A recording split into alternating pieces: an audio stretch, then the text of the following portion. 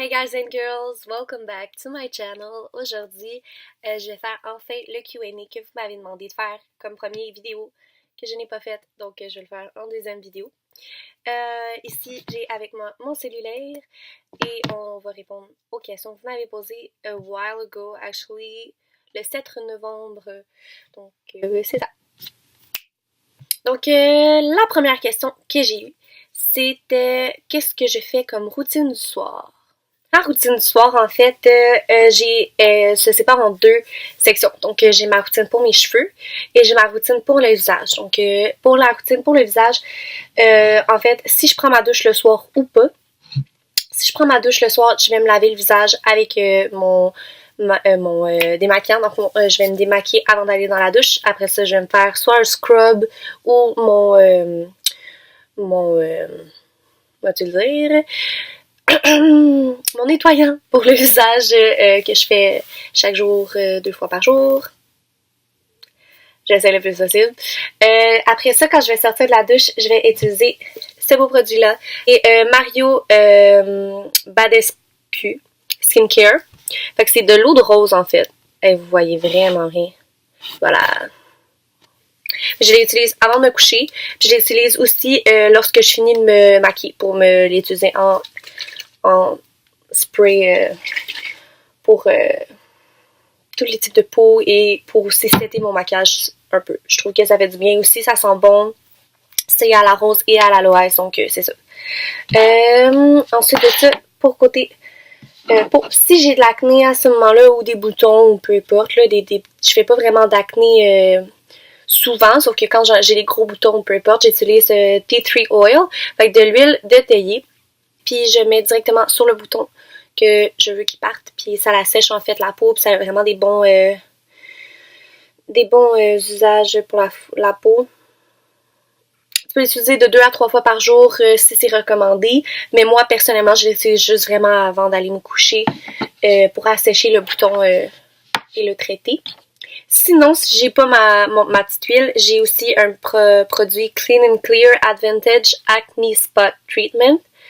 Fait que lui est un peu plus doux, selon moi, que l'huile directement. Fait que ça va sécher, mais ça va aussi rendre le bouton moins rouge.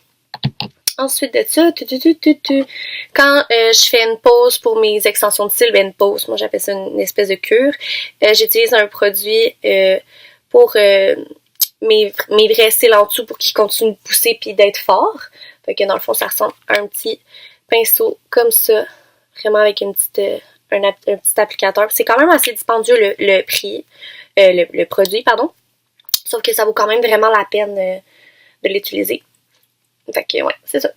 Ensuite de ça, si j'ai un problème de points noirs, fait que souvent l'été, j'ai les pores super dilatées, j'utilise ça. Donc c'est un astringent déloge points noirs. C'est un traitement anti-acné à base d'acide salicylique.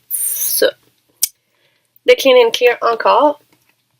Ouais, c'est ça. Je me brosse les cils, évidemment. Puis, je me mets de la bio oil sur mes hanches, mes fesses, mes jambes, pas mal toutes les places où que tu peux avoir des vergetures ou juste pour... c'est bon pour la peau, puis c'est doux, puis ça fait du bien, puis c'est le fun. J'ai pas grand chose pour mes cheveux avant d'aller me coucher. Sauf que si justement je viens de prendre ma douche, je vais utiliser un traitement de d'Argan Oil. En plus de tous mes autres produits que j'utilise dans la douche, mais ça c'est vraiment mon préféré pour après, pour mes cheveux. Sinon, si j'ai pas pris ma douche, c'est vraiment un produit que je peux utiliser sur mes cheveux secs. C'est Oil Treatment Macadamia de chez Marc Anthony.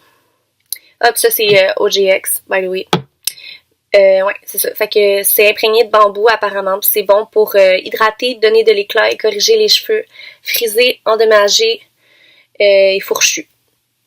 Fait que j'utilise ça, puis ça a vraiment une bonne odeur aussi, là.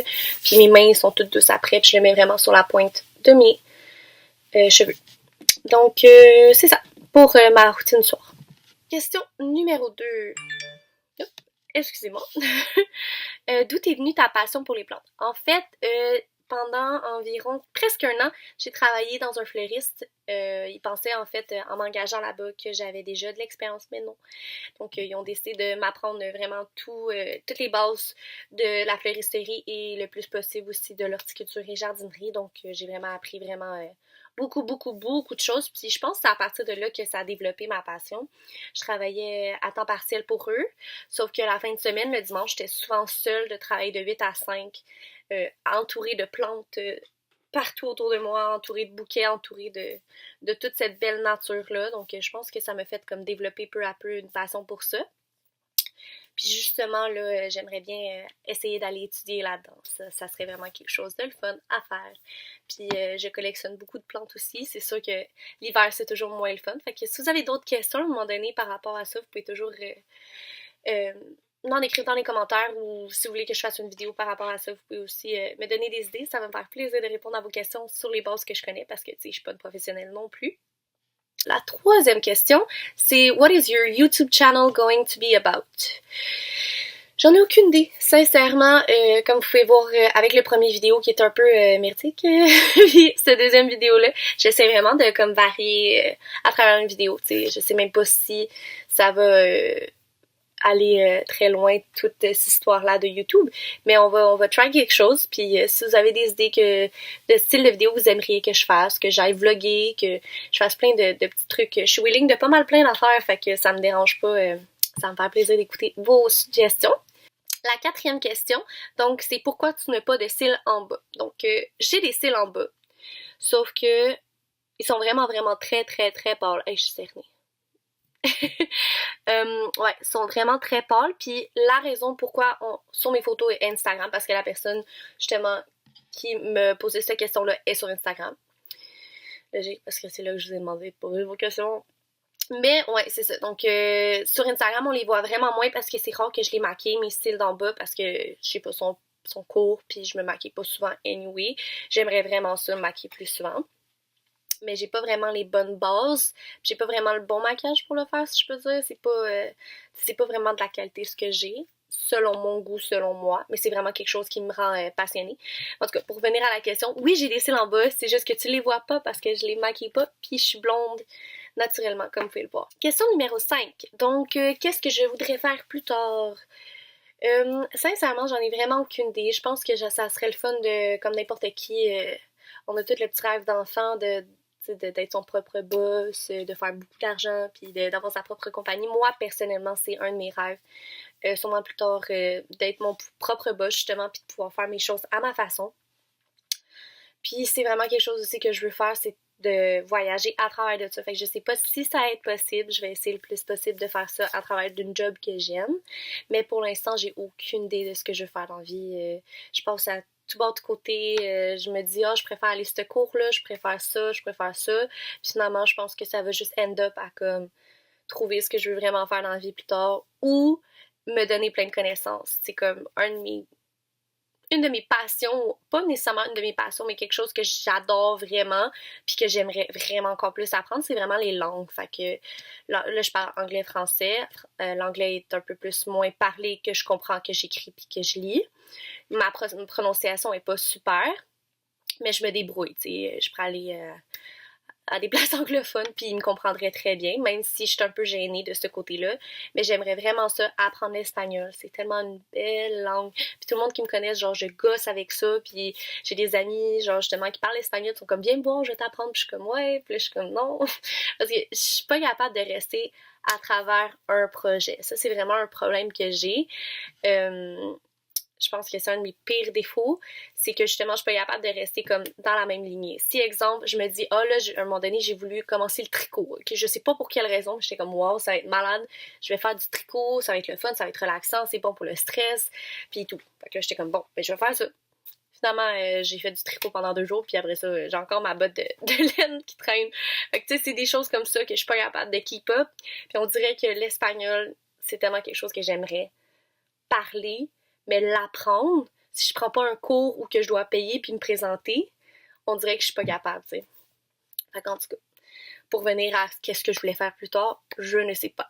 Question numéro 6. Combien j'ai de tatous? En fait, je sais pas exactement, on va les compter ensemble. J'ai mon unalome ici. Si vous voulez à un moment donné que je vous fasse une vidéo par rapport aux significations des tatous, parenthèse, faites juste me le dire. Fait que ouais, c'est ça. J'ai mon inhalum ici. Je me suis fait un stick and poke dans une cuisine avec des amis. Désolée maman si t'écoutes ça. Qui est un set vraiment très mal fait que je vais sûrement faire cover up bientôt. Ensuite de ça, j'ai ma grosse fleur, mes grosses fleurs ici. Je vais me lever. Mes grosses fleurs ici. J'ai mon Positivity que j'ai ici aussi. Ça, c'est mon premier tatou que j'ai eu. Après ça, j'ai fait mes fleurs il y a pas longtemps. Je vais sûrement continuer une manche, mais ça, c'est des projets à venir. J'ai un tatou ici dans le dos qui est écrit Vavavi. Ensuite de ça, sur le côté de mes côtes, j'ai les dates de mes sœurs.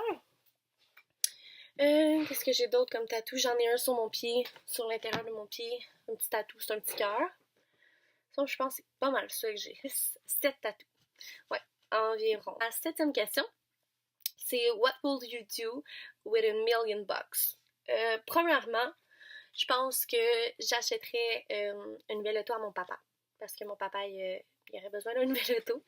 J'achèterais tout des petits quelque chose, des petits quelque chose dans la vie, toutes des choses à mes proches, tout quelque chose qui pourrait les aider ou leur donner comme, tu sais, je sais pas, là, leur faire plaisir ou juste, tu sais, mon père a besoin d'un auto, ma mère peut-être que genre elle aimerait ça avoir comme partir en vacances ou des trucs comme ça. Ensuite de ça, je pense que je m'achèterais sûrement un auto. Je partis en voyage avec mon copain, mes amis. Puis après ça, je donnerais sûrement, j'économiserais parce que je suis pas capable d'économiser. Puis après ça, je donnerais sûrement à des charités. Ton pire défaut. Donc mon pire défaut, ça serait, en fait j'en ai plus qu'un. Je suis vraiment chialeuse comme personne, puis j'essaie le plus possible de pas l'être, parce que je suis comme, positivity, nan, genre on essaie de tout le temps, genre, acquérir comme la positivité dans ta vie, puis ressortir le négatif, puis tout, mais je suis vraiment quelqu'un à la base de chialeuse. Je suis pas capable de comme pas chialer.